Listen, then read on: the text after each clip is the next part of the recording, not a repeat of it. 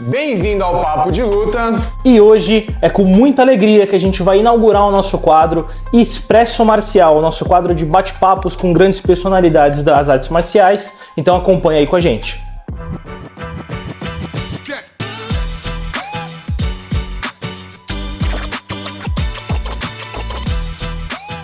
E é com muita alegria hoje que a gente está recebendo esse cara aqui, que eu tenho a honra de chamar de professor, Eduardo Andrade, uma das referências hoje do grappling no Brasil, entre os pesos pesados, super pesado. Hoje estamos aqui com ele. Seja muito bem-vindo aí, professor. Peso pesado não, calma. Meio pesado? Oi? É, por aí. Tá certo. Professor, hoje a gente vai bater um papo, conhecer um pouco mais sobre a sua trajetória. E assim, só pra gente começar, né, a gente queria entender primeiro quem que foi o Eduardinho, né? Como é que foi a sua infância, se você teve algum contato com outros esportes ou se você já começou nas artes marciais. Primeiro, Pedrão, obrigado aí pelo convite, né? Prazer ser o primeiro convidado aí de vocês para bater um papo. Acho que falta mais canais que falem sobre a arte marcial, né? Nesse padrão que vocês fazem. Muita gente às vezes só quer uma mídia, às vezes uma mídia envolvendo muito polêmica. Então, eu acompanho o canal de vocês e é sensacional.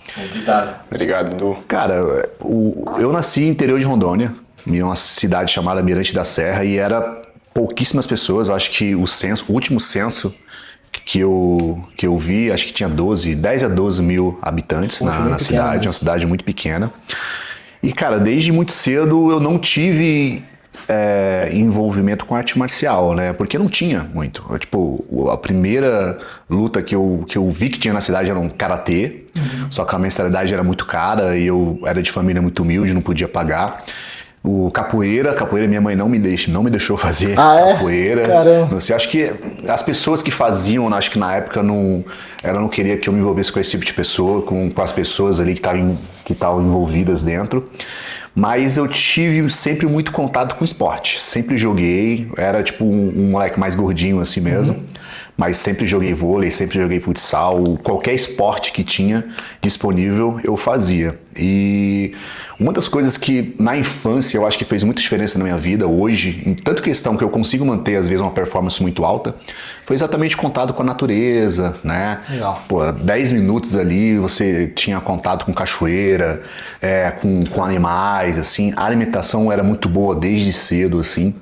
Então acho que isso fez muita diferença, tanto na época que eu praticava muitos esportes, não sei se eu era bom em tudo, mas eu me virava. Sim, né? com certeza. Me virava. Só que, joguei vôlei, fui campeão dos jogos escolares ali, regionais no vôlei com a minha dupla, né? Que legal. Joguei futsal, fui campeão de interclasse, essas coisas assim. Então sempre no meio competitivo. Sempre gostei. Sempre fui competitivo, cara.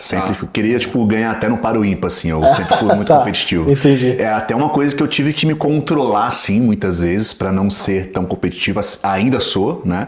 Só que eu acho que é uma maneira mais saudável hoje em dia. Tá, entendi. Quando a criança às vezes já lida com a frustração ali, é um pouco complicado, é difícil. Né? Você ficava muito, quando você é criança, eu acho que a frustração ela é necessária, né? Só que, quando eu era muito moleque, como eu era de família muito humilde, né? Meio que eu usava o esporte, assim, meio que pra me sentir bem. Certo. Então, quando às vezes você não jogava bem, às vezes quando você perdia, você se frustrava muito, né? Mas quando ganhava também, era uma sensação maravilhosa. Compensava perder. Sim, sem dúvida. E como que o jiu-jitsu entrou na sua vida, Edu? Como é que foi esse processo aí? Você falou que não treinou karatê, não treinou capoeira. Sim. Em que momento que o jiu-jitsu apareceu? Cara, eu treinei um pouquinho de judô, né? Assim, acho que como toda criança, né? Assim, criança, adolescente ali. Só que jiu-jitsu, assim mesmo, eu tive contato com um amigo meu, que ele morava nessa cidade, e aí ele foi morar nos Estados Unidos. Quando ele foi morar nos Estados Unidos, ele começou a treinar nos Estados Unidos. E aí só que ele treinava com um professor de MMA, né? Que era jiu-jitsu, tudo voltado. Na época o MMA nos Estados Unidos estava bombando. E aí às vezes ele já lutou um campeonato do Naga, ganhou esse campeonato do Naga também, legal. Um Rafael Cordeiro, grande amigo meu. E ele pegou a faixa azul, e depois que ele pegou a faixa azul nos Estados Unidos, ele voltou para Rondônia, na Mirante da Serra, tinha um intercâmbio muito, porque muitas pessoas iam para os Estados Unidos tentar a vida, né? Sim. E acho que, se não me engano, a mãe dele tinha ido, voltado, só que aí o pai dele era americano, alguma coisa assim. Ele nunca entrou em detalhes com isso. Mas aí a gente teve o primeiro contato, eu tive o primeiro contato exatamente com ele, né? Ele comprou 4 ou 6 peças de tatame, colocou na área dele e comecei a treinar ali. E aí comecei a treinar, cara, eu sempre conto essa história e quando eu conto eu lembro exatamente do momento, né? Que eu pisei no tatame essa primeira vez, eu entrei pra treinar e eu senti que aquilo ali ia ser minha vida de alguma forma. Senti que isso ia ter... Eu ia estar envolvido com aquilo pra sempre. Eu senti uma coisa assim, cara, por dentro que eu nunca senti fazendo nenhum outro esporte. Muito forte, hein? Cara, muito forte. Eu conto, eu me arrepio assim, eu sabia que eu não sabia se eu ia ser profissional, se eu ia ser professor, ou se eu ia ser praticante, mas eu senti que aquilo ali ia fazer grande parte da minha vida. E quando eu comecei, eu não parei mais, cara. Eu parei por um período porque eu comecei a fazer faculdade, então eu morava nessa cidade, ia para outra cidade de ônibus para fazer faculdade, voltava, outro dia tinha que trabalhar, eu trabalhava de vendedor na época, eu tinha 18 anos e tudo. E aí, tipo, fiquei um tempo sem treinar, mas logo em seguida eu mudei para essa cidade que eu fazia faculdade e já continuei os treinos. Continuei treinando no judô nessa cidade, né? Onde eu treinava era o clube, né? Tinha jiu-jitsu e judô. Então legal. Eu fazia as duas coisas. E até, o jiu-jitsu, às vezes, na época, né? Era muito marginalizado, né? Assim, então a visão ali de ter uma academia dentro do judô também, que o judô como mantém muito as raízes japonesas, assim, né, cordiais, assim, então, exatamente por isso, às vezes, que eu tenho uma visão diferente, assim, né, por ter treinado numa academia que tinha judô e jiu-jitsu juntos, né. Entendi. E quando você começou jiu-jitsu, você tinha quantos anos? Essa cara, história? Tinha 14, 13, eu não lembro, mas muito novo, muito novo. É. Poxa, e você comentou com a gente que foi um sentimento de pertencimento ali no tatame de primeira, né? Quando você olha, hoje já assim mais maduro, já se passou um tempo, qual que foi o primeiro grande impacto que a arte marcial trouxe na sua vida? Cara, aquela sensação realmente do que você pode fazer, do que você pode se tornar. Porque eu acho que o jiu-jitsu é muito democrático, hoje em dia, principalmente. Porque você pode ser pequeno, você pode ser alto, você pode ser magro, você pode ser gordo, você pode ser fraco, você pode ser forte. Você consegue fazer jiu-jitsu. Então, claro que se você tiver um condicionamento físico bom, você consegue fazer qualquer tipo de esporte. Só que você consegue fazer jiu-jitsu com qualquer tipo de condicionamento, com qualquer tipo de corpo, seja você homem, mulher, você consegue praticar jiu-jitsu. Então acho que o jiu-jitsu traz muito empoderamento para a pessoa, de você ver o que você pode fazer com o seu corpo. Confiança, né? Eu lembro a primeira vez que eu dei um triângulo num cara, eu falei assim, cara, como é que eu fiz isso? Você se sente muito bem, assim, sabe? Você, cara, olha o que eu posso fazer com o meu corpo. Uhum. E hoje em dia, geralmente, as pessoas pregam exatamente o contrário. Ah, você não precisa ser forte, seu corpo não foi feito para isso. Mas quando você vê que o seu corpo consegue fazer, né, sem usar muita força, sem usar a ignorância e tudo, pô, é muito bom você sentir isso com o seu corpo, dá aquele empoderamento, né? Claro. Você se sente bem com você mesmo.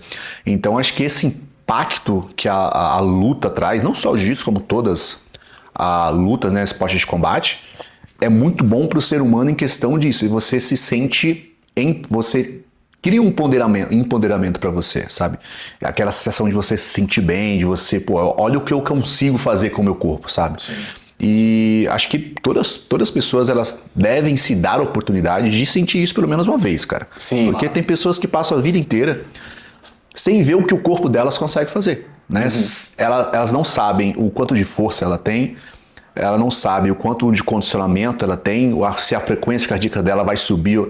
E isso é muito ruim, porque quando você se conhece fisicamente, você se conhece também emocionalmente e mentalmente. Não tem como você ser muito inteligente e ter uma capacidade mental muito alta se você não conhece a tua qualidade física e vice-versa.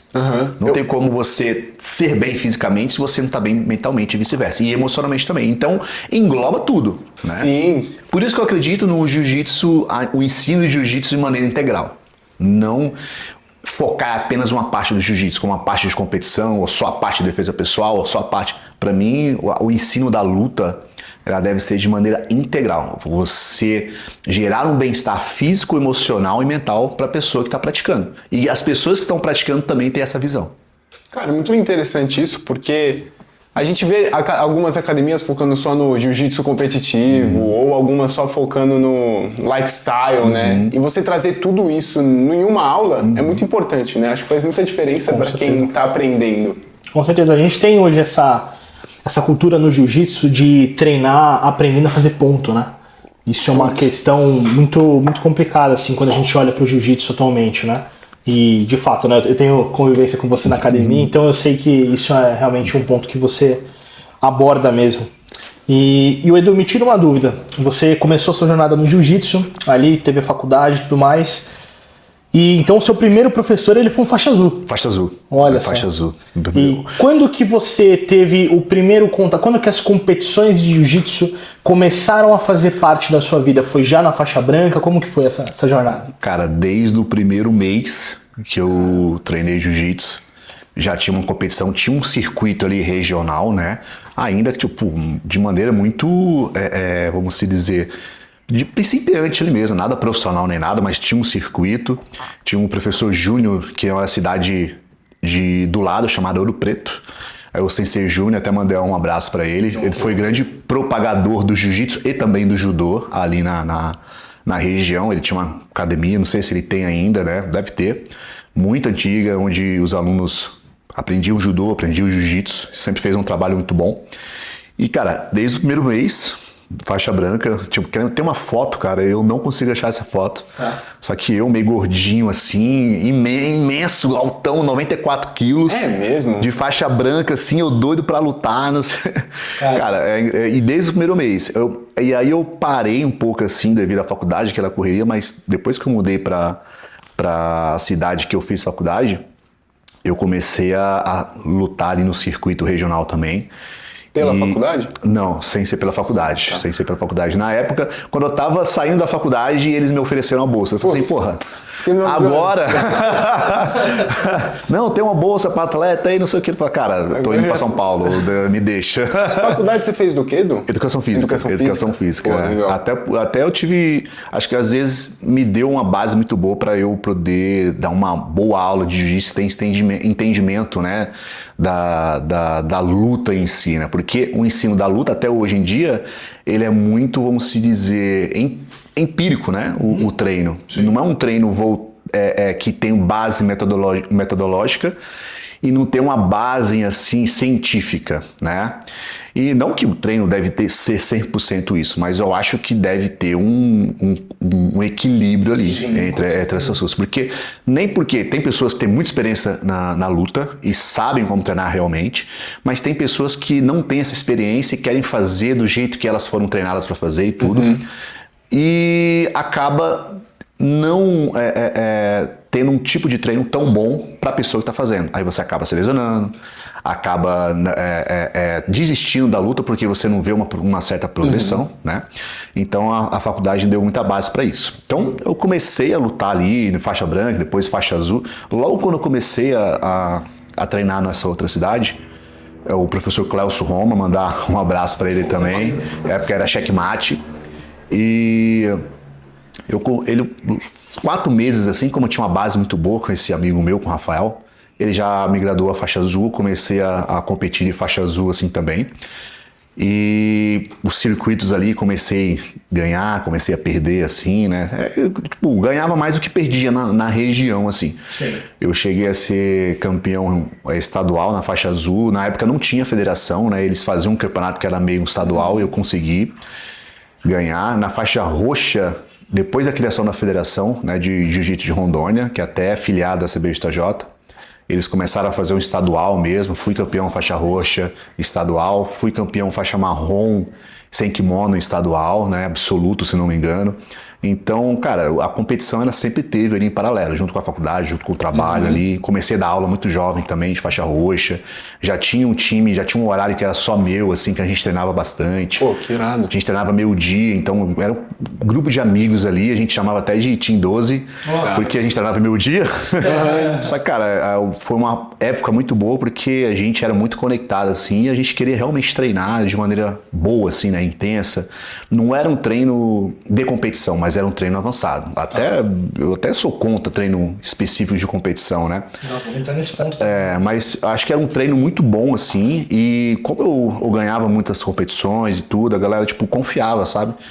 Mas a principal situação que as pessoas treinavam comigo é exatamente, assim, o ensino ali, né, certinho, de você, a aula ter começo, meio e fim, né, então isso trouxe muitas pessoas a treinar comigo. Hoje muitas pessoas treinam comigo, e toda a carreira onde eu era instrutor, depois virei professor, em todas as academias que eu passei, eu dei aula, e sempre tinha uma turma muito grande, porque eu acredito muito no jiu-jitsu educacional, mas da maneira correta, né.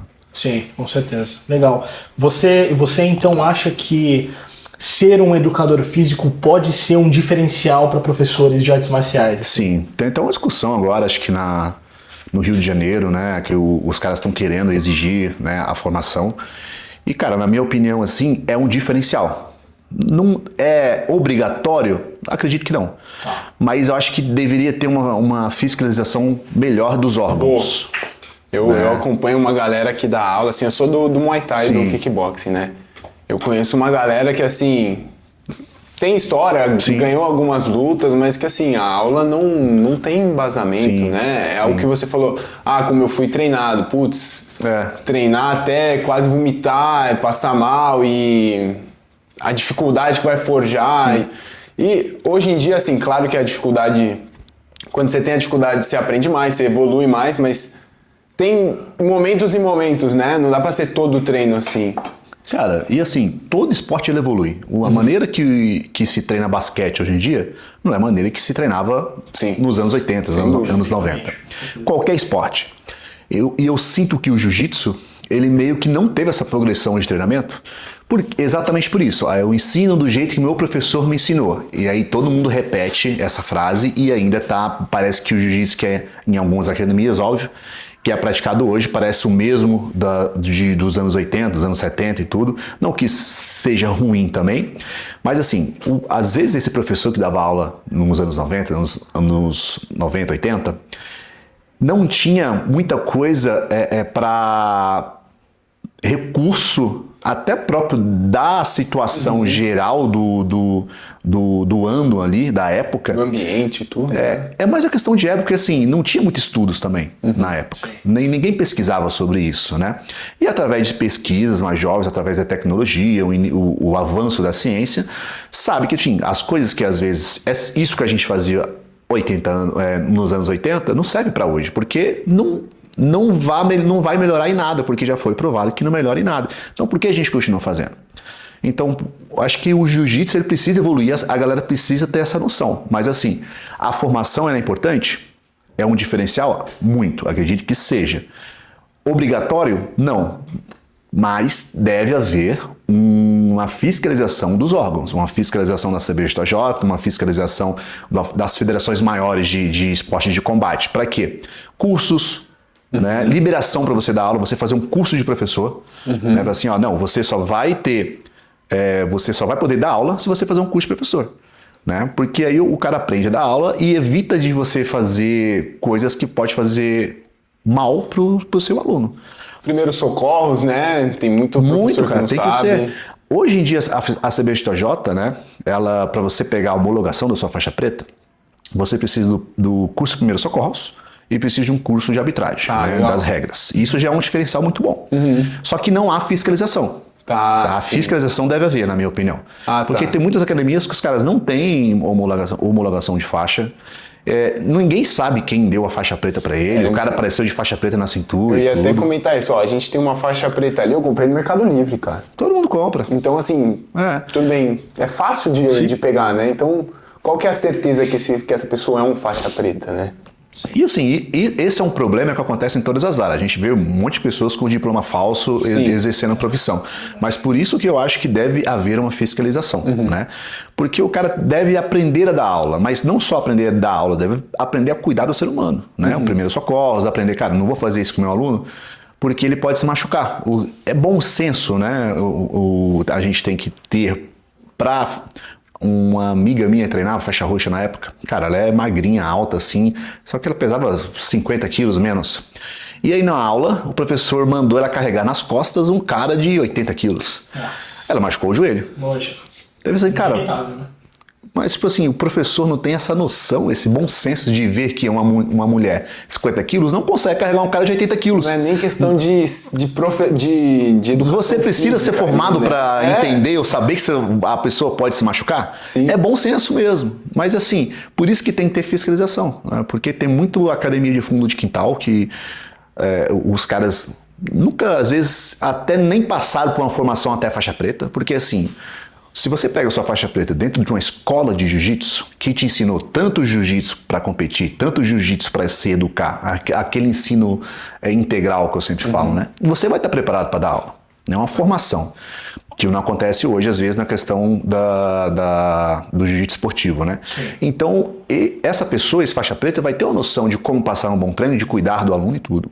Mas assim como existe boas escolas, existe más escolas também. Sim. E as más escolas devem ser reprimidas quando acontece, e as boas escolas devem ser elevadas, né? Devem ser aplaudidas por fazer um bom trabalho. Com certeza. Né? Com certeza. É interessante esse pensamento, porque, pelo menos na minha opinião, né, quando a gente pensa na estrutura de pessoas das artes marciais, a mídia é extremamente importante, esse trabalho que a gente faz. O atleta o ponto de que o leigo ele conhece o esporte através do atleta, mas a minha opinião é que quando nós olhamos para essa estrutura, a pessoa mais importante dessa pirâmide é sempre o sensei e o professor. Porque a formação de alunos acaba perpetuando um conhecimento, perpetuando um comportamento que os alunos vão passar para as próximas gerações, e também essa base educacional, né? Assim, porque se a gente pensar nos atletas, equivale o que? A 1%, né, dos praticantes hoje no mundo? Pouquíssimos, assim, pouquíssimos. Então, realmente, essa visão que você trouxe é muito interessante, às vezes até para o pessoal de casa também se conscientizar, né? Às vezes alguns professores podem estar assistindo e falar assim, poxa, é verdade isso, eu preciso me capacitar mais, é bem interessante. E também para o praticante, eu vejo assim, a pessoa... Comecei jiu-jitsu e não gostei, mas você começou jiu-jitsu aonde?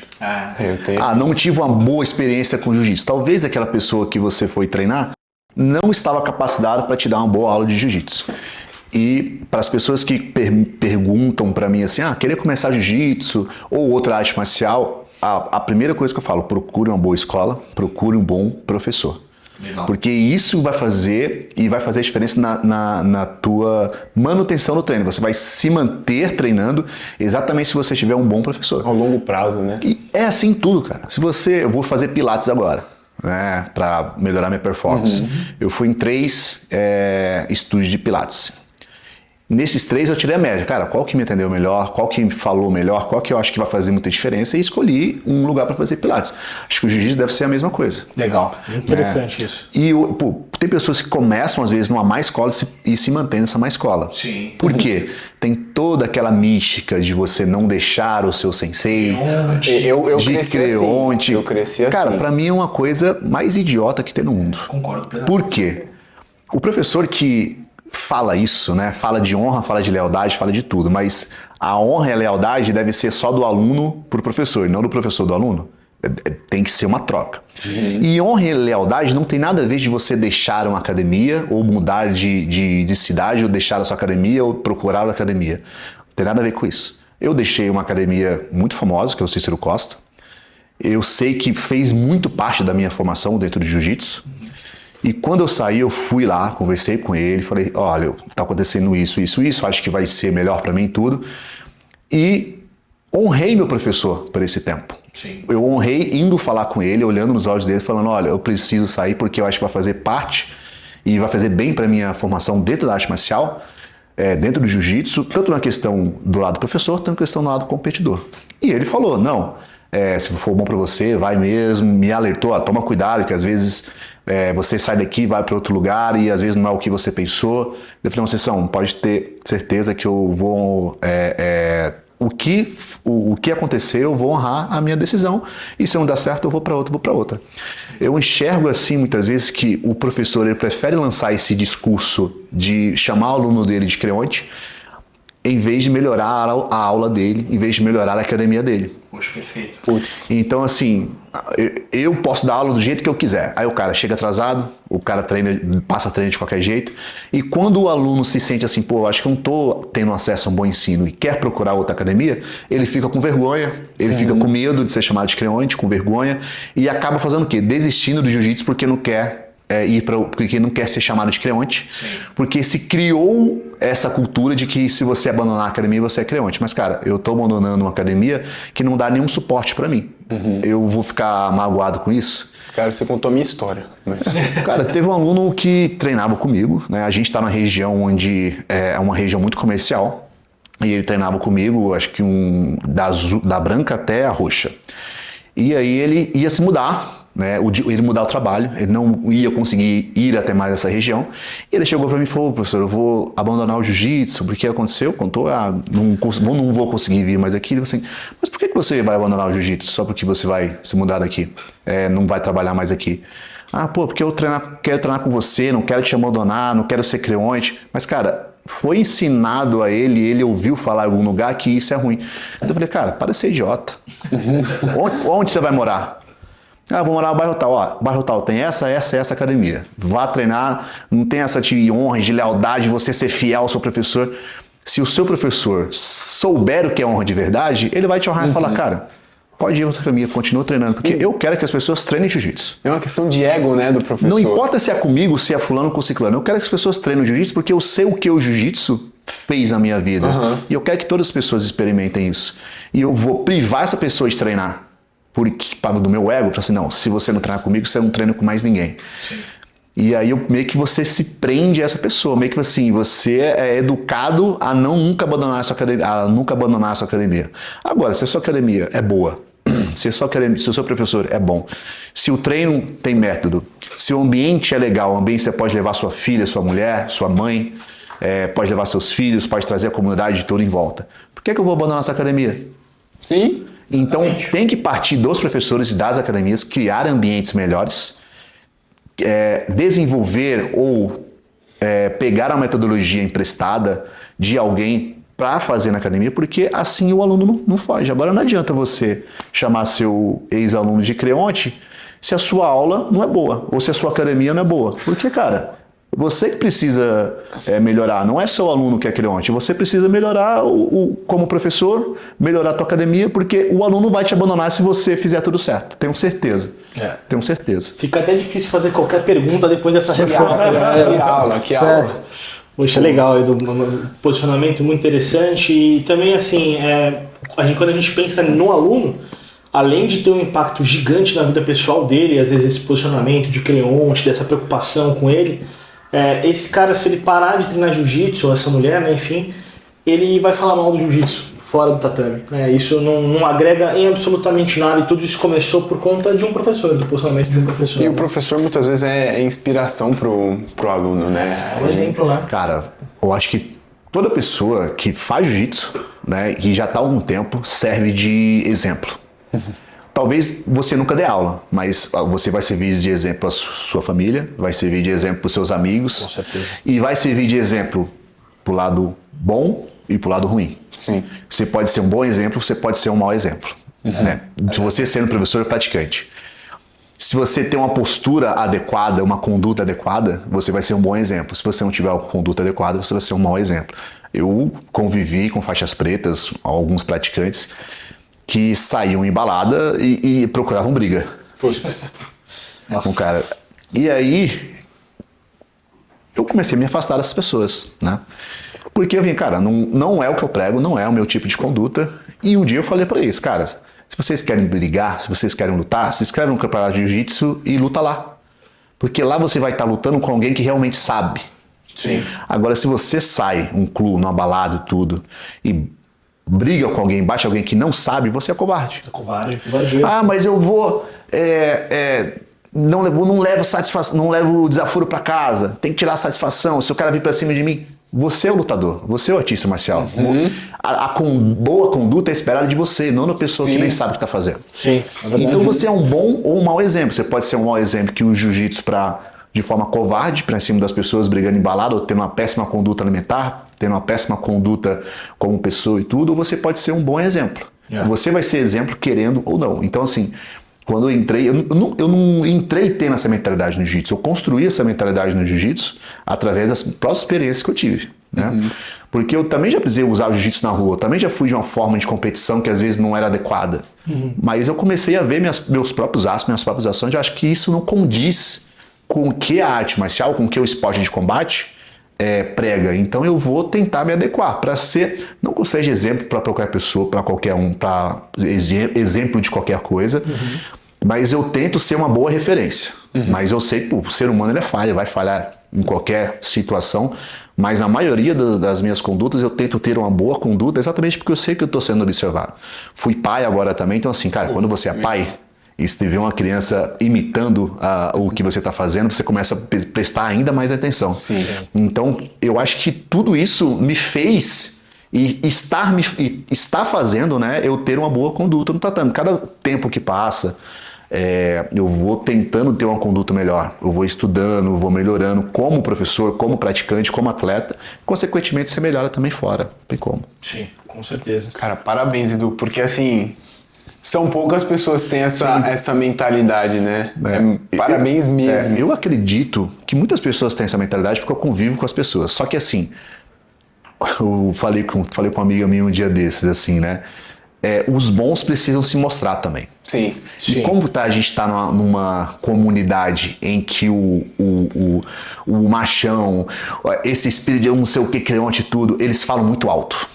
Com certeza. E aí os bons ficam assim, não vou falar nada porque não quero problema e tudo. E hoje a mídia tá dando palco Ainda pra mais, eles, né? Mas eu falo pra você, se você tem mentalidade parecida, se você acredita nisso, você tem que começar a falar também, você tem que começar a se expor, tem que começar a falar, porque eu acredito que seja a maioria. E uma minoria pouca que pensam ainda diferente, só que eles fazem muito barulho. Aí acaba aparecendo que são E a maioria, acabam né? aparecendo mais, e parece que é a maioria. E aí só que as pessoas que estão de fora veem esse de exemplo e veem assim, pô, esses caras são um bando de animal e tudo, os caras selvagens, como teve esse exemplo na Spaten aí, num Spartan Fight, né? Sim, nessa luta de boxe que teve aí, patrocinado por uma cerveja. Cara, feio. Aí as pessoas enxergam de fora, as pessoas que são leigas, que nunca fizeram um esporte de combate na vida, acham que o esporte é isso. Acham que a luta é isso. Então é um desserviço. Como tem bons exemplos também, né? Mas assim, igual eu falei, as pessoas que têm uma mentalidade diferente, às vezes elas falam mais alto e acabam aparecendo mais. Então, se você tem uma mentalidade diferente, acredita nesse tipo de jiu-jitsu, acredita nesse tipo de ensino, deve falar também, deve se expor. Porque se a gente começar a falar e se expor mais, as pessoas vão ver que também tem outro lado. É verdade, é verdade. Puxando então esse gancho assim de referências e bons exemplos, né? E também voltando para a sua trajetória, você durante as suas faixas coloridas ali, você teve alguém que você possa chamar de ídolo ou inspiração, alguém que você olhava, não só nível técnico, mas também a personalidade, você fala assim, puxa, eu quero ser igual a esse cara? Muitos, cara, muitos. Assim, eu tive, o primeiro, acho que os bons exemplos a gente tem muito dentro de casa, né? Então, desde moleque eu tive muitos bons exemplos da minha mãe, na família da minha mãe, né, no meu irmão mais velho. Então, assim, eu tive bons exemplos dentro de casa e acredito que essa formação, né, esses exemplos, primeiro tem que partir de casa.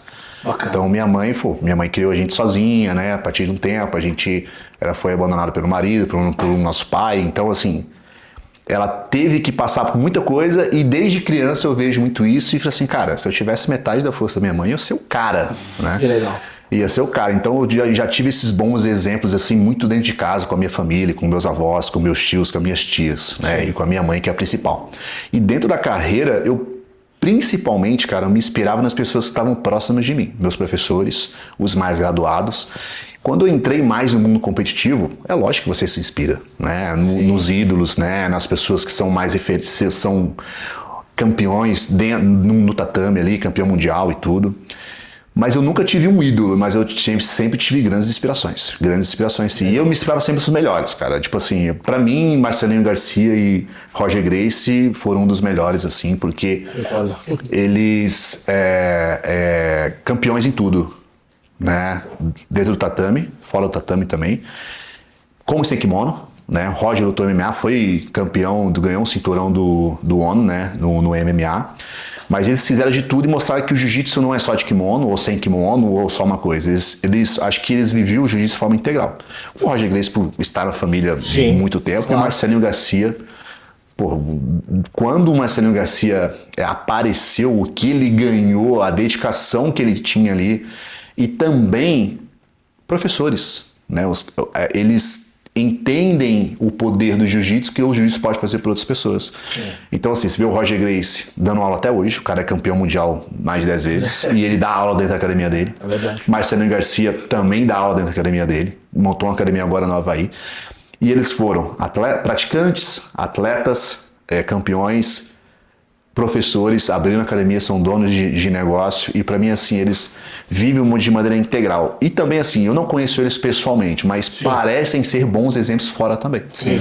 Né? Na questão de conduta, em como eles lutavam sempre com respeito com o outro oponente, fora, dando entrevista e tudo. E na minha visão, assim, é uma visão mais importante que eu sempre tive no jiu-jitsu, né?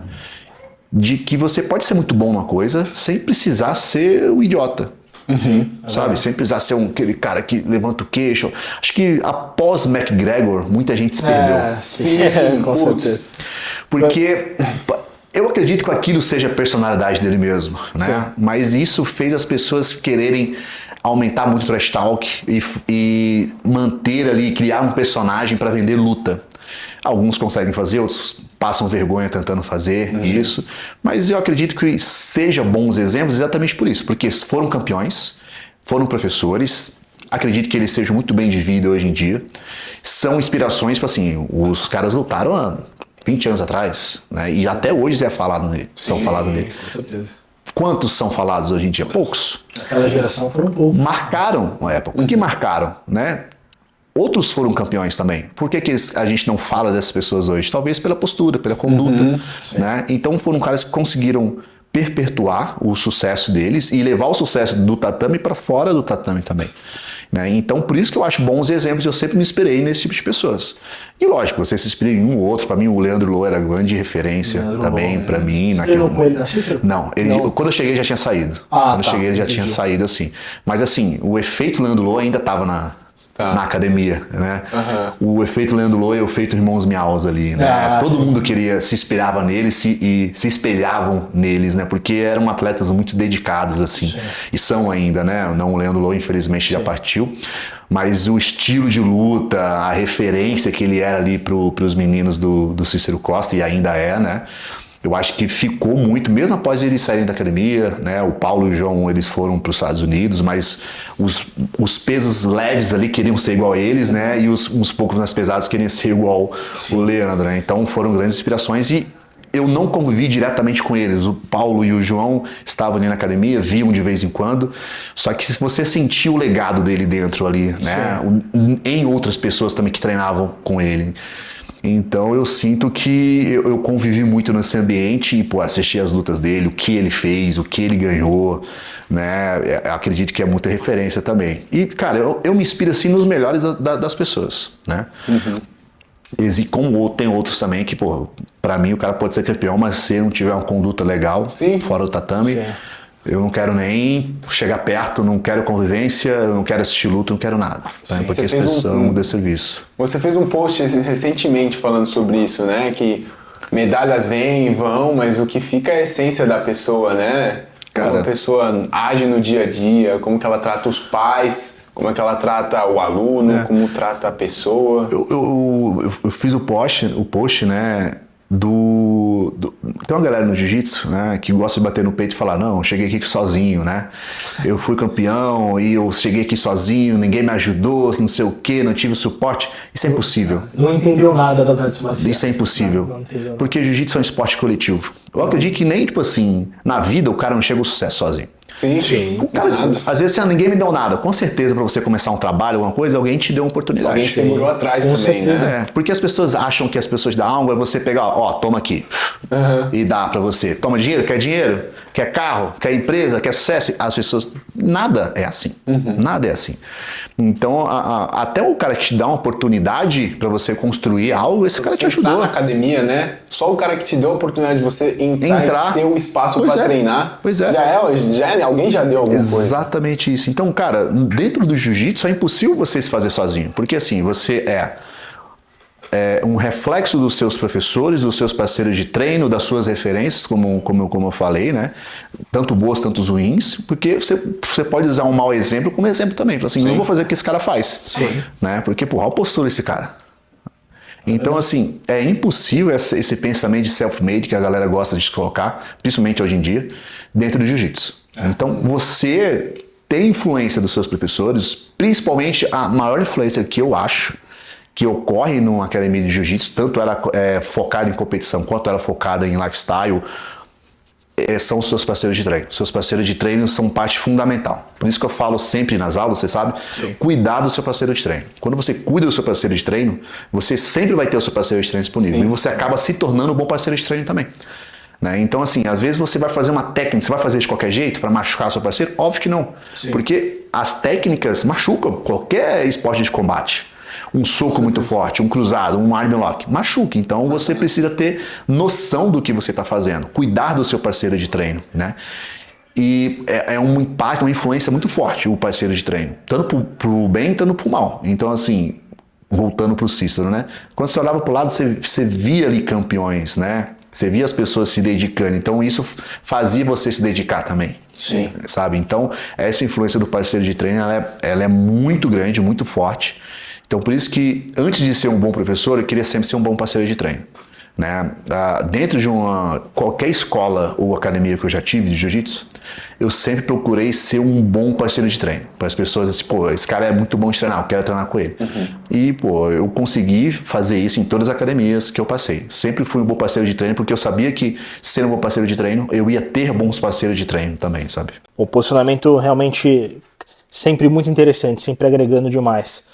E, assim, quando a gente fala da sua jornada, né, você comentou bastante das suas faixas coloridas, da sua formação, e você comentou no começo da nosso bate-papo que você de cara sentiu um pertencimento, né, pro tatame.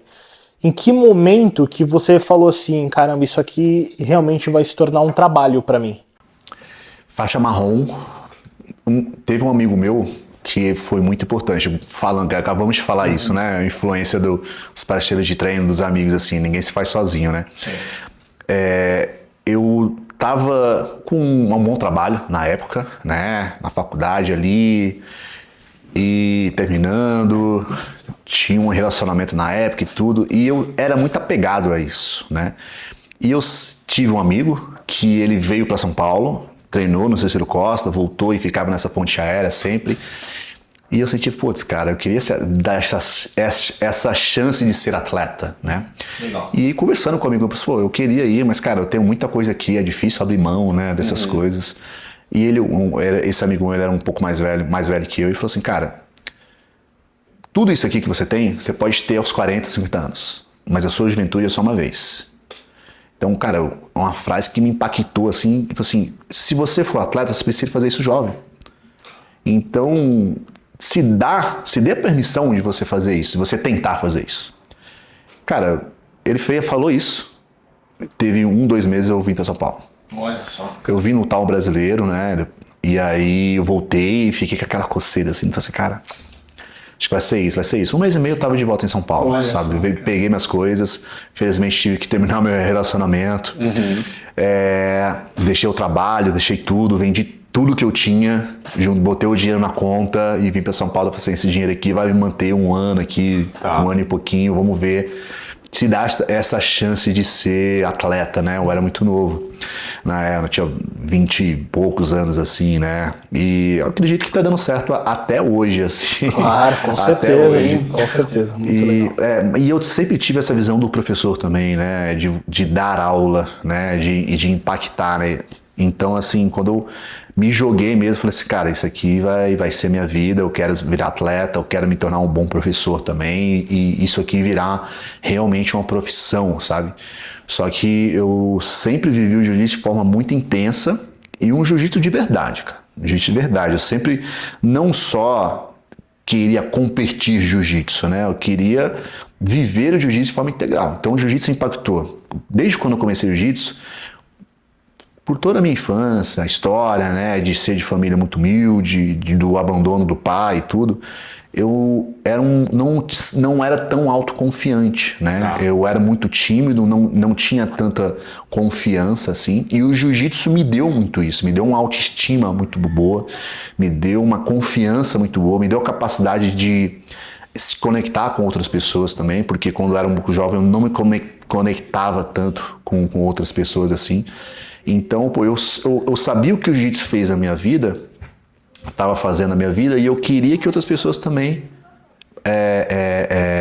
passassem por isso e tivessem isso, né? Então eu sempre procurei passar o jiu-jitsu de maneira para ajudar as pessoas, de maneira integral, né? Porque hoje em dia muitas pessoas falam que o jiu-jitsu está ficando Nutella.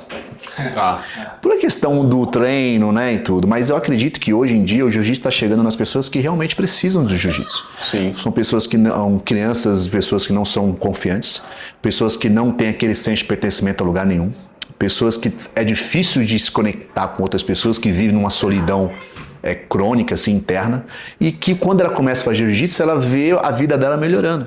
Então, para mim, o jiu-jitsu é essa ferramenta. Eu amo jiu-jitsu competitivo, jiu-jitsu de alto nível, e chegar lá e lutar, amo. Só que eu sei que o jiu-jitsu que ajuda mais as pessoas não é o jiu-jitsu competitivo. É também, mas é o jiu-jitsu de forma integral. Jiu-jitsu que vai fazer a pessoa ali se conhecer ela mesma, que ela vai ficar membro de uma comunidade ali, que todo mundo vai ajudar ela a chegar onde ela quer. Se você procurar uma boa academia, óbvio, né? Vai ajudar você a melhorar todos os aspectos da sua vida. Então, assim, eu vi uma vez uma entrevista do Demian Maia falando que eu não... a forma que ele sentia com o jiu-jitsu, né? Falou assim, que eu não faço jiu-jitsu, eu sou o jiu-jitsu, eu vivo o jiu-jitsu. Então, eu uso o jiu-jitsu para me alimentar, eu uso jiu-jitsu para como tratar as pessoas com respeito, eu uso jiu-jitsu como filosofia de vida, como lifestyle. Então, se eu vou fazer alguma coisa, eu falo assim, putz, mas será que isso vai fazer bem pro meu jiu-jitsu, bem pro meu corpo? Se a resposta for não, eu não faço. Sim. Então, eu parei tudo por causa do jiu-jitsu. Eu gostava, quando era jovem, todo mundo gosta de sair, óbvio. Então eu gostava de ir na balada, no barzinho, não sei o quê, e comecei a fazer, putz, isso não fazendo bem pro meu jiu-jitsu. Parei. Talvez a pessoa vá pro bar, vá pra festa e ainda continua fazendo jiu-jitsu e não estraga a vida dela. Mas eu vi que estava atrapalhando o meu jiu-jitsu. Eu falei, cara, não vou parar. Deixei de comer coisa porque, isso não tá fazendo bem pro meu jiu-jitsu, vou parar. Deixei de andar com pessoas porque as pessoas estavam levando num caminho diferente daquilo que eu não acreditava. Assim, vou parar de andar com essas pessoas. Legal. Então eu sempre tive, e escolhendo esse caminho do jiu-jitsu, eu sempre fui guiado a bons lugares e às boas pessoas. Porque eu acho que é jiu-jitsu que você vibra, né? Quando você vibra uma certa energia e uma certa cultura, você vai começar a atrair e vai começar a ir a lugares que vibram junto com você. Você começa a andar com pessoas que vivem a mesma filosofia, os mesmos valores, porque o jiu-jitsu também traz o valor, né? Do não machucar o próximo, de ensinar a ser uma boa pessoa, enfim, tudo que o jiu-jitsu engloba. E Edu, você comentou do jiu-jitsu competitivo. Hoje você ainda está na ativa, né? Como que você está vendo o cenário do jiu-jitsu competitivo? O que você pensa para a sua carreira como atleta hoje? Como é que está essa questão? Cara, eu acho que o jiu-jitsu está crescendo muito e isso é muito bom. Muito mais pessoas estão tendo contato com o jiu-jitsu. Eu acredito que a competição é uma bandeira muito forte, porque, igual vocês falaram, o atleta de alto rendimento, a competição é o primeiro contato que a pessoa tem. Porque a pessoa vai assistir, a pessoa vê na TV, a pessoa vê isso e tudo. Pô, isso é jiu-jitsu, então a pessoa vai procurar jiu-jitsu exatamente por isso. Né? Competição fura a bolha, né? Exatamente. E é uma boa bandeira se levantar, só que não é a única bandeira que a gente deve levantar. Porque o jiu-jitsu competitivo é um jiu-jitsu de alto nível. São atletas de alto rendimento ali no jiu-jitsu competitivo.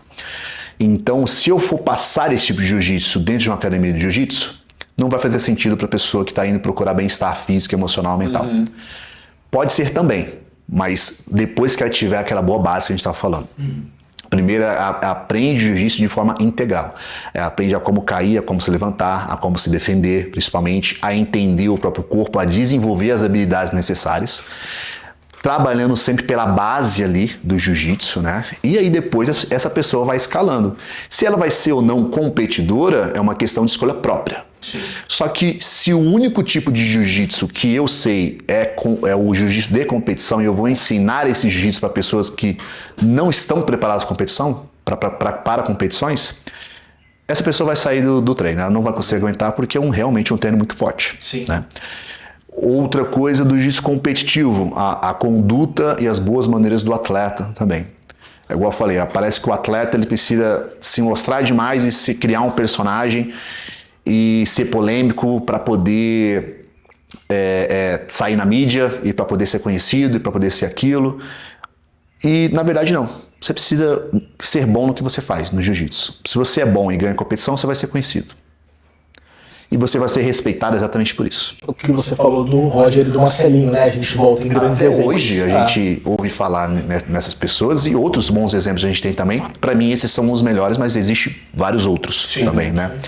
Só que eu acho que esse tipo de conduta que você tem na competição mostra realmente quem você é de verdade e mostra a raiz da nossa arte marcial. A raiz do nosso esporte de combate, né? Porque esses nomes, né? Arte marcial, esporte de combate, arte marcial, a gente fala muito da arte marcial, só que, tipo, hoje em dia, às vezes, a gente não luta a arte marcial, né? Porque a arte marcial é usada em guerra. Só que a gente mantém esse espírito da arte marcial, né? Que é a questão do Jiu-Jitsu e do Do, né? Que a gente pode falar disso depois em outra oportunidade. A maneira do treino que a gente faz é uma maneira mais competitiva mesmo, branda. Por quê? A gente não quer machucar o parceiro. Só que aprendendo uma maneira mais branda, eu consigo fazer isso de maneira mais forte também. Caso eu precisar me defender, eu vou fazer. Só que não tem por que a gente fazer isso no treino. Então um eleva o outro, né? Meio que o caminho do desenvolvimento técnico e tudo leva à técnica, ao jiu-jitsu, né? Caso você precisar usar em uma defesa pessoal. Então, assim, o tipo de conduta que a gente tem, né, de respeito, de honra, de lealdade dentro do tatame, ela é muito importante. Então, eu também, quando era faixa azul, eu batia no peito, falava não sei o que, não, eu vou quebrar esse cara. Só que, se você desrespeita outro atleta, você está desrespeitando você mesmo. Sim. Porque o cara faz a mesma coisa que você, a pessoa faz a mesma coisa que você. Então, quando eu chego lá e desrespeito o outro atleta, é um espelho, você está desrespeitando você mesmo. Então, quando eu estou com outro atleta, eu respeito ele, não pela pessoa que ele é muitas vezes, porque a gente se compete com um cara que Sim, você nem conhece a pessoa. você nem conhece e às vezes tem uma conduta errada também. Sim. Só que eu não respeito ele porque ele é ele. Eu respeito ele né? porque é um espelho. Eu tô lutando comigo mesmo, respeitando a mim mesmo. E a pessoa pode escolher não me respeitar e tudo, mas assim, a minha consciência vai estar tranquila porque eu tô respeitando ele. Então eu tô tanto o respeito marcial, tanto o fair play ali mesmo, de uma competição, né? Então assim, em Brasília, né? Foi o último que eu ganhei agora, o Open foi em Brasília. Em 2 oportunidades, eu cheguei até uma finalização. O primeiro falou, desistindo, mas continuou lutando e eu continuei apertando até ele bater mesmo, ficar bem nítido que ele bateu. Sim. Eu poderia ficar muito bravo com o cara, xingar o cara, levantar e tirar satisfação com ele. Eu levantei, apertei a mão dele e fui embora. Pronto, já passou, faz parte. Ele escolheu fazer isso. No outro também, na final eu entrei, ele bateu 2 vezes, eu continuei segurando até ele bater de maneira clara, né? E eu poderia reclamar muitas vezes, né? Pô, por que você fez isso e tudo? Mas, cara, pra quê? Porque eu sei que às vezes você tá no calor do momento, às vezes a pessoa bate um susto. Às vezes a pessoa bateu e tudo e eu continuei segurando. Mas eu poderia ter arrancado o joelho dele, dando um tranco de maldade. Mas pra que fazer isso se o golpe já tá encaixado? Né? E eu já passei por esse tipo de situação de às vezes bater sem querer e às vezes nem viu que bateu e criar uma confusão e tudo. Mas assim, eu poderia levantar e falar mal da pessoa, expor o outro atleta, falar isso, falar aquilo, mas pra que eu vou fazer isso? Eu tô respeitando o outro atleta porque eu tô respeitando a mim mesmo, na minha opinião. Sem dúvida. E o competidor, ele tem esse papel de você mostrar a arte marcial do jeito que ela é, porque você tem que encantar as pessoas com o que você sabe. Sim. Né? E você consegue ser bom, ganhar competição, ficar famoso. Hoje em dia todo mundo quer seguidor, né, e essas coisas, mas Cara, você consegue ter bons seguidores, você consegue ter uma boa carreira, ganhar a competição, e esses seguidores, sendo muito ou poucos, criar uma verdadeira conexão com você. Sim. Se você tem muitos seguidores e tem um papel ali competitivo de respeito, de honra, lealdade ali ao seu oponente, as pessoas se identificam com isso. Porque nem sempre ter muitos seguidores é uma coisa boa. Sim. Com Sabe? certeza. Porque às vezes você tem muito seguidor, mas as pessoas não estão conectadas com você, elas estão ali só para polêmica, elas estão ali para ver o personagem que você criou. Você é o palhaço no circo e as pessoas estão aplaudindo, só que você está passando, qual a conexão real que você está tendo com seus seguidores ou com seus fãs. É verdade. Sim. Então eu acredito que as pessoas que me seguem, as pessoas que treinam comigo, tudo, elas criam uma conexão verdadeira comigo. E eu prefiro essa conexão verdadeira do que ter muitos seguidores que estão ali só para ver um personagem que eu criei. Que não é o caso. Porque você sempre tem que alimentar esse personagem. Você tem que ser o bobo da corte, ou você tem que ser o bad boy, ou você tem que ser o bonzinho demais e tudo. Se você for você mesmo, você vai criar conexões reais com pessoas reais. E para mim, na minha opinião, principalmente hoje em dia, é isso que importa. Se você tem muitos seguidores e é real, perfeito. Você, com a sua própria personalidade, você conseguiu atrair essas pessoas, né?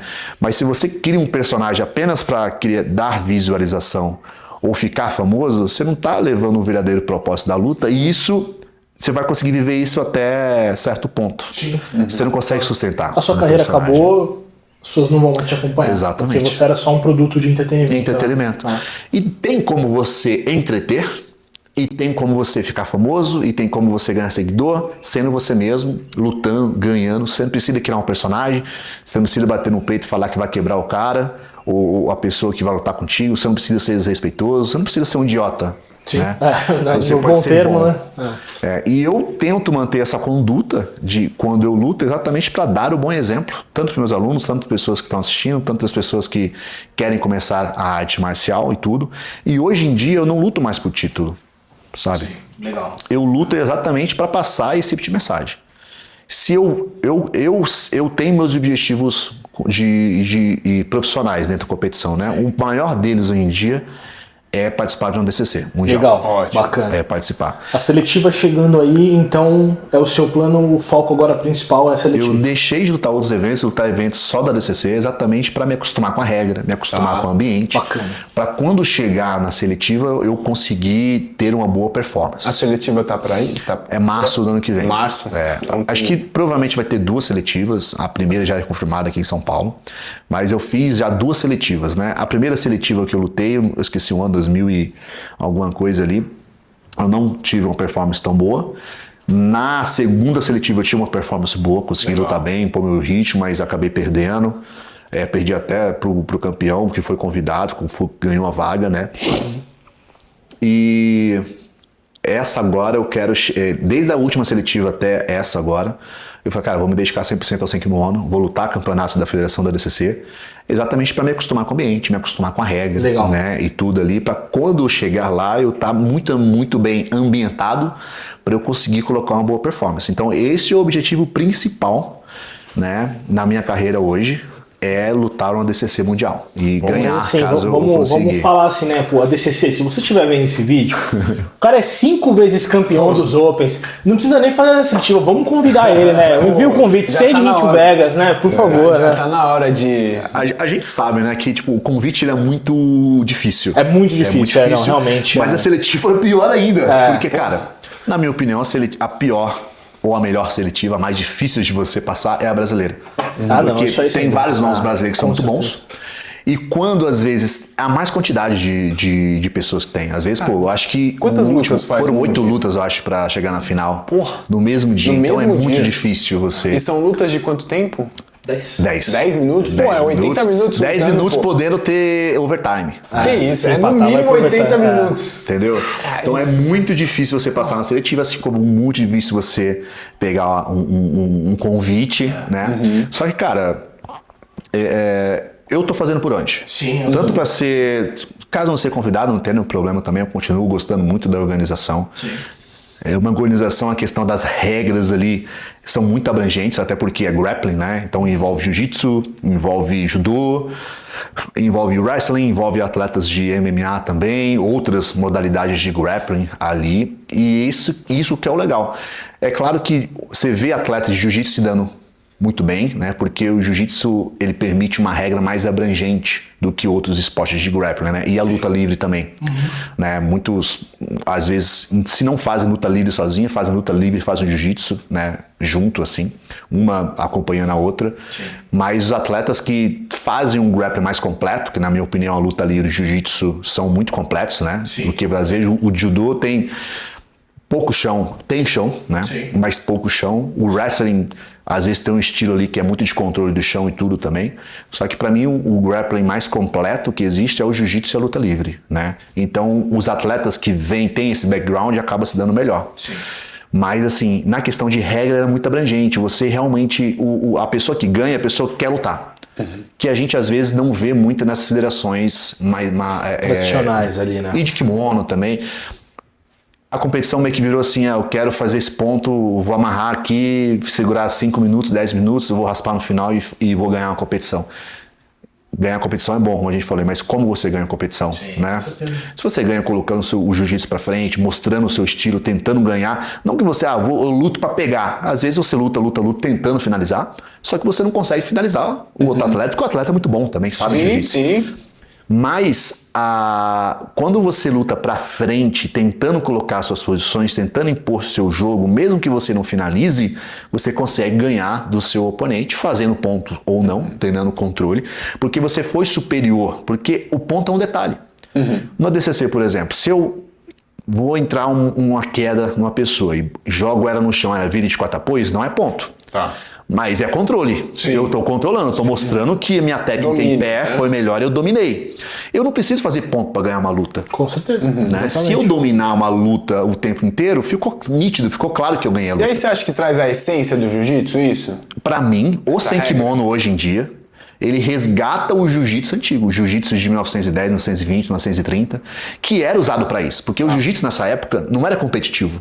Claro. Né? Jiu-jitsu era usado tanto para defesa pessoal, a questão de forças armadas também, eles usavam bastante isso como um método de luta ali para você usar na segurança pública e também dentro da defesa pessoal. Óbvio que existia combates de vale tudo ali, né, de combate interestilos, só que a família Gracie principalmente usava isso nessa época exatamente para mostrar a efetividade e a eficiência da luta. Tá. Mas a competição era só um caminho, não era o único propósito. Entendi. Então, hoje em dia a competição meio que é o propósito. A pessoa só quer ganhar. Mas acho que o sem kimono, como não tem como você amarrar tanto, óbvio que tem, só que é mais difícil, ele obriga você a lutar. Né? Então, eu acho que mostra e traz aquela verdadeira essência da luta, do grappling, do jiu-jitsu antigo. E a regra do ADCC também, ela traz esse incentivo para isso, né? O atleta que luta, que põe jogo, ele ganha. Ele ganha. E o que você falou é verdade, porque você comentou, né, que não é só ganhar, né? Tem a ver com a forma que você ganha. E como a gente estava falando sobre o convite, a seletiva e tudo mais, teve uma questão muito interessante nessa última seletiva, se não estiver enganado, de 2023 ou 2024 ali, que atletas que não ganharam a seletiva, mas tiveram uma performance espetacular, ganharam um convite.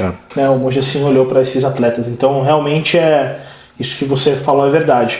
E um pouquinho antes da gente ter falado da ADCC, você estava comentando de pessoas reais criam conexões reais, né? E isso me remeteu a uma novidade que você está trazendo aí, né, no seu Instagram e tudo mais, a Real Jiu-Jitsu Club. Sim. E eu gostaria que você falasse um pouco, explicasse para o pessoal que está em casa esse novo conceito. É uma marca, é um movimento, como que funciona isso? Cara, a Real Jiu-Jitsu, ela é um movimento. Ela é um movimento para exatamente para resgatar o verdadeiro espírito mesmo do Jiu-Jitsu, né? A verdadeira essência da arte marcial. Não em questão apenas técnica, mas aquela questão de jiu-jitsu integral que a gente já falou sobre isso, né? De saber que o jiu-jitsu não é só uma prática esportiva. O que acontece muito hoje é que, como a gente falou, o jiu-jitsu de competição está crescendo muito. E tem pessoas que são criadas apenas nesse ambiente esportivo. Ela não conhece a história do jiu-jitsu, ela não sabe de onde o jiu-jitsu veio. Ela não sabe por que o jiu-jitsu foi desenvolvido, por que o jiu-jitsu era usado, ela só sabe competir jiu-jitsu. Isso é legal, é um atleta, tá querendo um atleta ali. Mas você pode também levar os dois caminhos. Você entender, compreender, saber de onde o jiu-jitsu veio, para que o jiu-jitsu era usado, a transformação que houve através dos anos, né? E também ter a parte competitiva, que não dá trabalho isso. É mais uma questão de interesse. E é uma questão também de que, se o atleta ele vive só alta performance, ele vai conseguir render. Só que você acaba virando um atleta burro que não conhece as próprias raízes. Sim, tem muito cara que não sabe o que é a essência do jiu-jitsu, né? E estudar jiu-jitsu trabalha as suas faculdades mentais. Você entende da sua arte marcial, você fica mais inteligente, compreender tanto a aprendizagem técnica, tanto por que é desse jeito, por que o armlock é o armlock, por que foi criado, por como eles usavam antigamente e como é hoje em dia. Então você compreender e entender, você está aprendendo mais sobre a luta, sobre o esporte de combate que você está fazendo. E hoje a ideia da Real Jiu-Jitsu? É exatamente isso, é resgatar as origens do jiu-jitsu, a transformação que o jiu-jitsu teve ao longo dos anos, não só aqui no Brasil, só como no mundo todo, da onde ele veio, porque assim, há várias histórias que os caras contam assim, porque um começou a contar e virou uma lenda urbana, né? E assim, não, o jiu-jitsu veio da Índia. Que Índia? De monge? Né? Da onde você leu isso? Não, o meu professor me contou que o mestre dele contou, não sei o que. Aí virou um telefone sem fio, né? A gente sabe que o jiu-jitsu veio do Japão.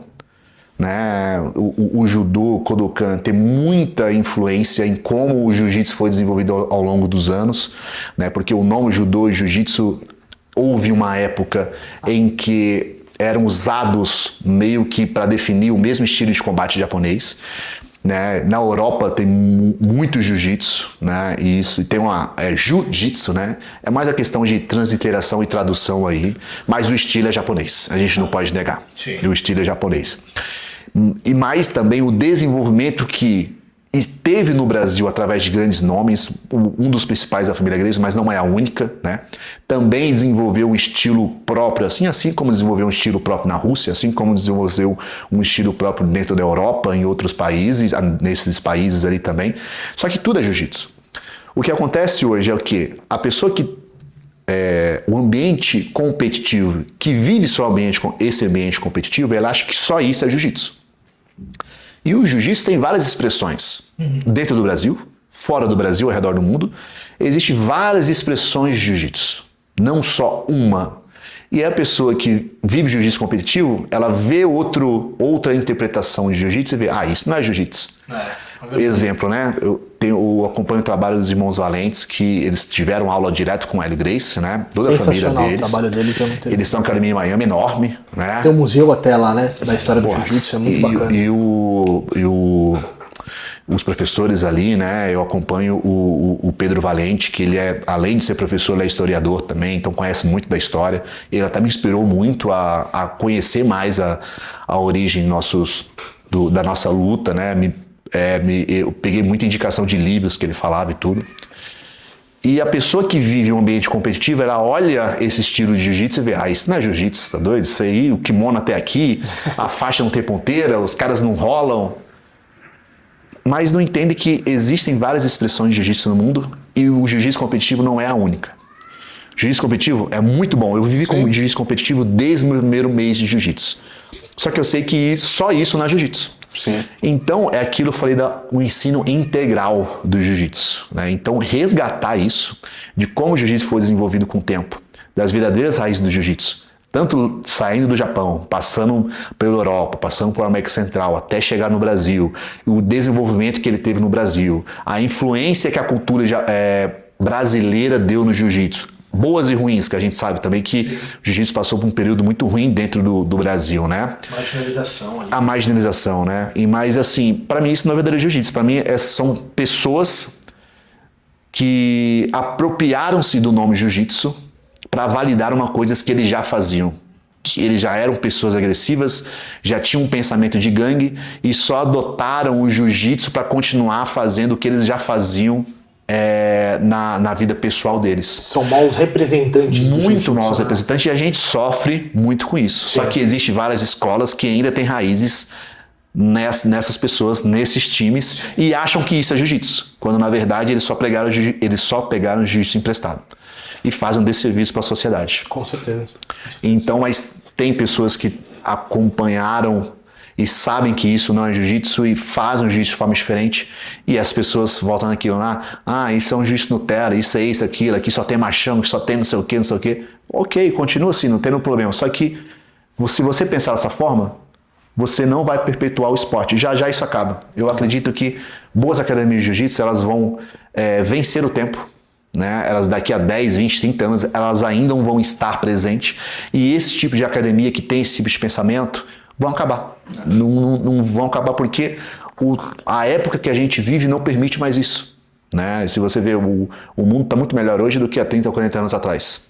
Então a gente perpetuar um tipo de cultura é ruim para o nosso próprio esporte. Só que acredito que essas academias que pararam no tempo, elas vão acabar com o tempo se elas não se modernizarem. Se modernizarem da maneira correta, mantendo as raízes e tudo, né? E não essa visão marginalizada que o jiu-jitsu tem até hoje, devido a pessoas, devido a times, devido a academias que fizeram isso nesse tempo, né? Só que eu acredito que esse tipo de visão e esse tipo de academia, elas vão morrer com o tempo. Com certeza, é verdade. As pessoas vão falar mal quanto que for, isso, não sei o quê, mas vão acabar. Eu acredito que vão acabar, porque assim, tudo acaba, né? E acho que essa visão que a gente tem no jiu-jitsu, né, que eu falei mais cedo, do verdadeiro jiu-jitsu estar chegando a mais pessoas, e as pessoas que mais precisam de jiu-jitsu. É a criança, é a mulher que às vezes quer aprender a se defender, não tem aquele empoderamento, né? A pessoa que não consegue se manter uma boa relação, uma amizade nem nada, que não se sente confiante o suficiente para falar, pessoas que não sabem se impor, né? E são pessoas que às vezes estão dentro às vezes de um ambiente que esse ambiente só está massacrando ela e ela não tem coragem de se impor. Acho que o jiu-jitsu dá isso para você, esse empoderamento de você levantar o peito, levantar o queixo e se mostrar assim, né? Se posicionar de maneira correta. E academias que não conseguem fornecer esse ensino para os alunos, o aluno não fica, né? Não fica. Isso que você falou realmente faz muito sentido dessas academias acabarem, porque quando você olha hoje para o jiu-jitsu como um modelo de negócio, as academias que mais prosperaram são academias que realmente têm metodologias comprovadas, têm o trato com o aluno diferente, né? Não citar nomes, mas falando de grandes líderes aí como o Fábio Gurgel, o Carlos Gracie Jr., né? Então, são academias que têm franquia no mundo inteiro e esse modelo funciona por algum motivo. Funciona né? em todas, né? E eu não sei como tem gente que fala mal disso ainda. Eu também não sei. Eu não entendo. Padronização de uniforme. São essas pessoas que às vezes têm aquele pensamento antigo, só que ao mesmo tempo professores falam isso, só que ele não é a profissão principal dele. Ele precisa ser professor de outra profissão porque ele não consegue viver como professor, nem proporcionar um conforto para ele, a família dele, sendo professor de jiu-jitsu. E hoje em dia dá para você fazer isso, dá para você viver uma vida muito bem confortável, muito confortável, sendo professor de jiu-jitsu, mas assim, depende do jiu-jitsu que você ensina. É o jiu-jitsu Nutella? Não, é o verdadeiro jiu-jitsu. Por isso a ideia do movimento foi exatamente isso, porque se você estudar jiu-jitsu ao longo dos anos, você vê que nada disso que é pregado tinha. Não tinha Creonte, não tinha esse negócio do mestre supremo, não sei o que, da academia. Tanto a própria criação da Judo Kodokan, ela foi um montante de academias de jiu-jitsu japonês que tinham na época. O Jigoro Kano, ele convidou vários professores de jiu-jitsu que tinham na época, vários mestres que tinham na época, de escolas que tinham na época. Então, a própria raiz do jiu-jitsu que a gente faz no Brasil, que é veio da matriz da Kodokan, né? Foi um modelo que às vezes foi exportado para o mundo, foi uma junção de várias escolas. Não tinha essa parada de mestre supremo, do cara dever lealdade, dever honra, não sei o quê. Não tinha nada disso. Não tinha nem faixa. O sistema de faixa não foi criado quando a Kodokan foi criada, foi logo depois. Né? E nem era as faixas que a gente tem hoje, é um sistema diferente. Então, assim, é a verdadeira essência do jiu-jitsu, é a verdadeira essência, é a correta, é a verdadeira noção que a pessoa tem de jiu-jitsu. E não essa visão marginalizada que a pessoa tem no jiu-jitsu. Né? Tanto o jiu-jitsu que foi desenvolvido dentro do Brasil, primeiro, porque a primeira conexão, o primeiro contato que as pessoas tiveram no jiu-jitsu no Brasil foi através da Marinha, por Sada Miyako e o ajudante dele, que eu esqueci o nome agora. Então o jiu-jitsu ele foi desenvolvido dentro do Brasil sempre de uma maneira correta, né? Para quê? Para defesa pessoal, para forças de seguranças públicas, tanto que não tinha academia de jiu-jitsu na época, geralmente era dentro de clubes, né? E principalmente foi para autodefesa, para defesa pessoal, como foi desenvolvido no Brasil, né? O modelo Kodokan já era um modelo muito esportivo, né? Que o Jigoro Kano desenvolveu, exatamente porque ele sentiu que era uma necessidade isso e que o jiu-jitsu ele meio que estava se perdendo a essência japonesa ali e ele queria manter essas tradições. E a criação do Kodokan foi exatamente para manter as raízes, né? Para manter o jiu-jitsu japonês vivo, né? E ele colocou coisas exatamente para a gente se educar, né? Ele colocou princípios filosóficos, conduta ética dentro ali do treinamento, exatamente para, do mesmo jeito que você aprendia técnica, você aprendia filosofia, você aprendia ética, você aprendia vários fatores ali que a junção dessas duas coisas iriam tornar as pessoas melhores. Esse era o propósito de Jigoro Kano, que para mim é uma figura assim, muito importante dentro dos esportes de combates. Sim. Ele era muito à frente do seu tempo, com a criação do Judo Kodokan na época ali. Então acredito que todos os esportes de combate que descendem de artes marciais devem muito ao Jigoro Kano. Com certeza. Muito, porque se não fosse ele, meio que talvez nem iríamos fazer jiu-jitsu como é feito hoje no Brasil. Com certeza não. Com certeza E outras artes marciais, o Aikido, o Karatê, toda japonesa, acho que deve muito ao Jigoro Kano, sabe? Um dos maiores artistas marciais de todos os tempos, Muito. com certeza. Ele tinha um papel, ele tinha essa visão educacional da luta, né, da arte marcial, e isso é muito importante. E se a gente não manter isso, vai se perder, sabe? E às vezes eu faço até um paralelo a isso. Às vezes, como o jiu-jitsu atual está, se você não propagar o estilo de ensino integral, o jiu-jitsu vai se perder. Se virar só um esporte de entretenimento, de alto rendimento e tudo, com o tempo se perde, porque perde os verdadeiros valores. Então, precisa manter as tradições, manter um estilo de jiu-jitsu, de ensino de jiu-jitsu integral, tanto questão competitiva, mas tanto questão educacional também, que é a mesma filosofia que o Jigoro Kano teve na época. É a mesma, sabe? Porque ele viu que também estava se perdendo, sabe? Então a criação ali da Kodokan foi exatamente por isso, para manter, né? Então esse modelo que foi exportado ao mundo e a função da página, né, do movimento do Real Jiu-Jitsu é exatamente para a gente manter essas tradições, manter a essência principal do jiu-jitsu e da arte marcial e do esporte de combate também. Muito legal. Então, ó, galera, se você quer conhecer um pouquinho mais da essência do jiu-jitsu, do que é o verdadeiro jiu-jitsu, vamos fortalecer o trabalho de uma pessoa que estuda, que vive o verdadeiro jiu-jitsu, né, que vive a essência. Vamos fortalecer quem é sério, quem é comprometido. Então se inscreve lá. Qual que é o arroba, Edu? @Real Jiu-Jitsu Club. Então sigam lá, comentem lá, deem uma força pro Edu, que eu tenho certeza que, assim, a gente conversou aqui por quase uma hora, um pouco mais de uma hora, e isso é só uma palhinha que eu tenho certeza que ele tem muita coisa para agregar, para mostrar para vocês. Então vamos fortalecer o trabalho de quem realmente se dedica e faz um trabalho sério. A gente vai deixar aí para vocês, se inscreve e é isso. Bom, acho que um bate-papo extremamente enriquecedor para o pessoal.